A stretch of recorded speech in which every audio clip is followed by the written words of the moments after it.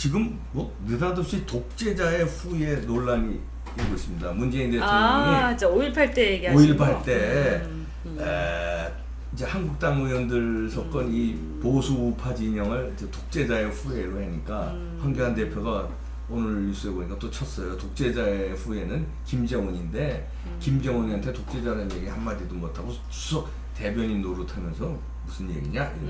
이 논란 어떻게 보십니까? 네. 저는 뭐 어제 보니까 뭐라고 얘기하시더라? 뭐 유신과 뭐 무슨 시대, 그죠? 네, 네. 무슨 시대에 그 틀에 박혀 있다 이렇게 얘기하는데요. 제가 그래서 글을 썼어요. 네. 다시 도로 돌려드린다. 그대로 정확하게. 네. 반사. 본인이야말로 유신과 그 과거 시대에 머물러 있는 거 아닌가.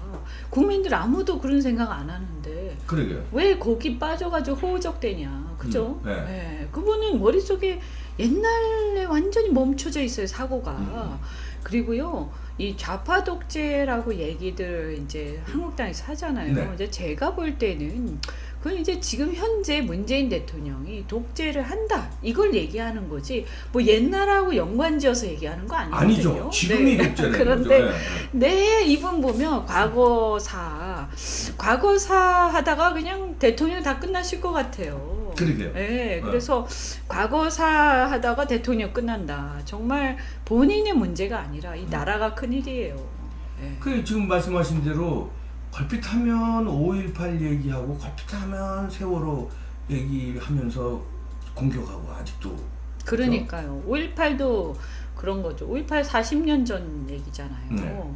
그런데 이거를 갖다가 어떻게 보면 5.18의 좋은 점, 그러니까 뭐 민주주의 정신 이런 것들을 오히려 더 발전시켜야 되는 거 아닙니까? 그렇죠. 그러면 민주주의 정신을 발전시킨다는 건 뭐예요? 그거는 관용의 정신이에요. 그래서 상대를 인정하고, 네. 그죠? 대화를 하고 이런 게 민주주의 정신이란 말이에요. 네. 근데 본인 전혀 인정 안 하잖아, 상대를. 그러면서 무슨 5.18 정신 얘기하냐고요. 아니 막 또 심지어는 거기 또 일부는 오지 말라고 막 이런 얘기도 하지 않습니까? 네.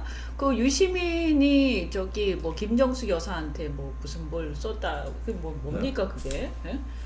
뭐 얘기했다는데 네. 여기 돌아다니더라고요. 근데 보니까 말이죠. 그런 얘기를 왜 하냐는 거죠. 이 사람들 정말 배타적이고 비민주적인 사람들이에요. 그런데 이렇게 비민주적인 사람들이 5.18을 자기의 상징 자본화해서, 상징 자산화해서, 그래가지고 거기에서 완전히 그것을 독점해버렸어요. 민주주의라는 가치를. 민주주의라는 가치를 독점하고 마치 자기들이 아니면 민주주의가 아닌 것처럼. 이런 말이죠. 저는 큰일입니다. 그래서 이들이야말로 민주주의를 위협하는 가장 대표적인 인물들이다. 저는 그렇게 생각합니다. 아니 그 아까 그 사진 여기 네. 이현주 블랙 위도우. 멋있네요. 멋있어요. 멋있어요. 네. 멋있지 않습니까? 그럴듯한데. 그렇죠. 네. 야, 내가 전사. 저렇게 날씬하면 좋을 텐데. 아니 이 블랙 위도우라는 히어로의 그 특징이 이현주 의원하고 이제 그 흡사해서 여기다 갖다 붙인 겁니다. 나중에 한번 영화 알겠습니다. 꼭 봐야 되겠어요. 네. 하여튼 근데 아까 목포에서 그 뭡니까 봉화마을까지 민주주의 이거 보십시오. 목포에서 봉화마을까지 민주주의 길 출정식을 한대요. 그러니까 이 두 분만 민주주의의 길이고 두 분만 민주주의 대통령이라고 보시 나머지 대통령은 다 그냥 그러니까 이제 조금 안타까운 게 뭐냐면요. 한국당이 말하자면 산업화 세력과 민주화 세력 일부가 이렇게 함께 손을 잡으면서 연대를 하면서 만들어진 당 아닙니까? 그렇죠. 그죠? 그래서 산업화 세력이 시대의 흐름을 인정하고 민주화 세력하고 손을 잡고 타협을 했단 말이에요. 그러면서 민주주의를 받아들인 거잖아요. 그렇죠. 문민 정부를 받아들인 그렇죠. 거란 말이에요. 그리고 이게 일종의 명예혁명인 거예요. 그래서 역사적으로 굉장히 의미가 있는 거고요. 네. 저는 그래서 한국당이 좀 당당하게 말이지 민주주의의 가치에 대해서 본인이 주인이 된 마음으로 얘기를 했으면 좋겠어요. 근데 항상 수세에 몰려서 얘기를 하고 있어. 민주주의 얘기 나올 때마다 뭐 열등감이 있습니까? 왜 그럽니까 도대체? 그러다 보니까 사실은요 5.18을 민주화 운동이라고 인정한 게 언젠지 아세요? 언제입니까? 그게 1995년입니다. 그게 어느 대통령 때입니까? YS 대통령 아닙니까? 네. 한국당의 전신이었던 그렇죠. 그게 무슨 당인지 이름 모르겠는데 그 당에서 말하자면 한국당에서 이 민주화 운동이라는 걸 인정해 준 거예요. 근데 본인들이 5.18에 대해서 상당한 어떤 5.18이 민주주의 정신이다라는 거에 대해서 본인들이 굉장히 기여를 해놓고 왜 이렇게 수세적으로 얘기하는 거예요. 뺏겼네. 근데 지금 완전히 보면 완전히 밀려나가지고 마치 말이죠 희한하게 지금 됐잖아요. 그러면 제가 묻고 싶은 게 자, 저 더불어민주당 예를 들어서 제가 DJ까지는 그렇다 치죠. 응? DJ까지는. 그런데 지금 더불어민주당에 있는 소위 말해서 이 민노총 세력이라든가 뭐 이런 이제 소위 그 당시에 진보 세력이라고 하던 진보라는 말이 안 어울리지만 좌파 세력, 뭐 주사파 세력들. 이 사람들이 과연 5.18 당시에 드러내놓고 자기들이 뭘 한 적이 있냐는 거예요.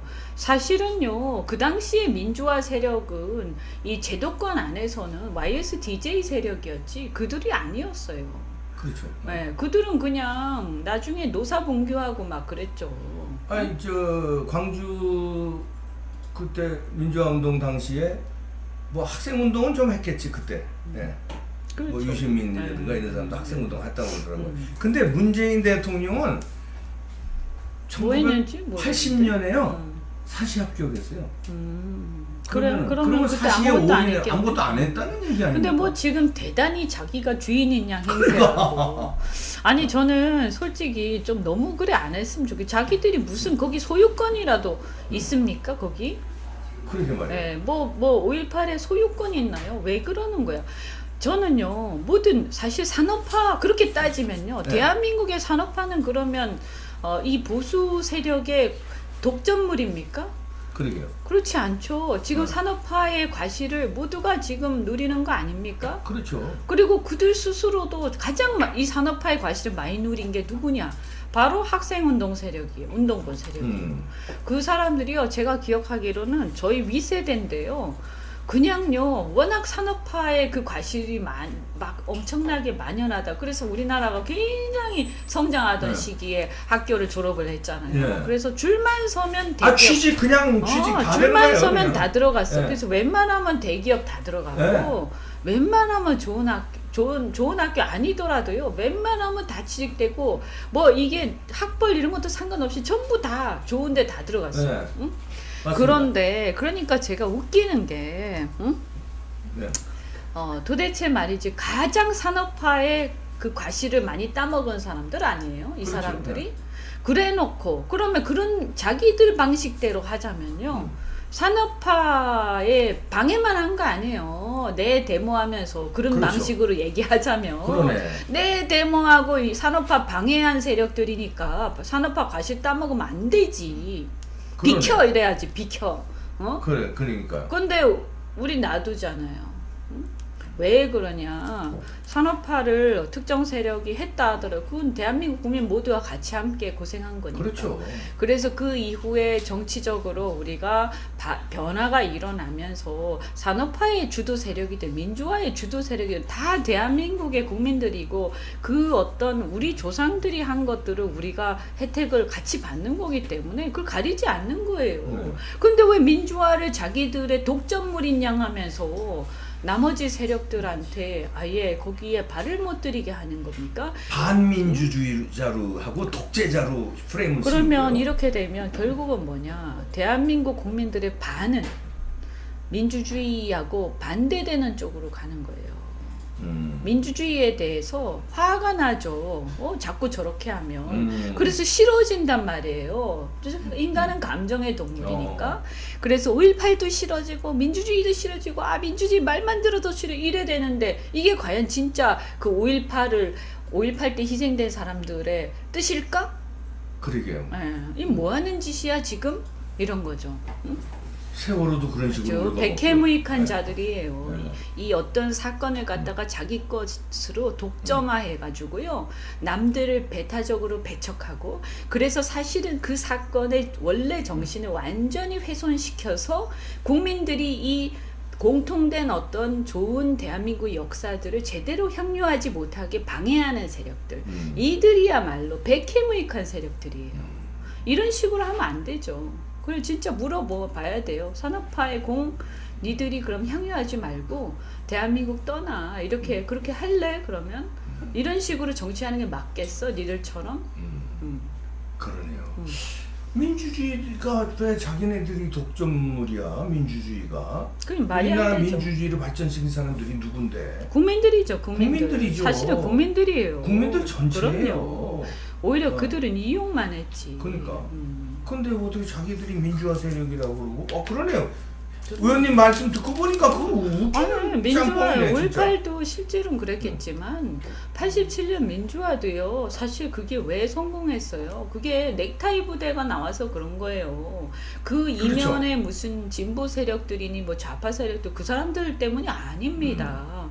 넥타이 부대의 힘이었어요. 그러면 그 넥타이 부대 평범한 국민들이라고요. 그들한테 열심히 산 감사해야 사람들이죠. 그리고 그 일하는 넥타이 부대의 아들, 딸과 그 넥타이 부대에 있던 사람들이 또 나중에 정치를 하기도 하고 또는 정치 당원 가입도 하면서 우파에도 많이 있단 말이에요. 그죠? 네. 그리고 그 중에 또 일부는 YS 세력이었고 지금 우파에 있는 거 아닙니까? 그렇죠.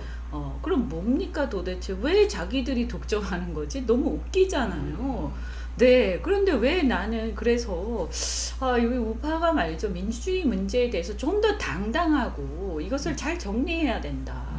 왜 이렇게 수세적으로 몰려서 마치 우파는 민주주의하고 거리가 먼 세력인 것처럼 하느냐. 거기에 문제가 있다. 이 태도에. 응? 그러네요.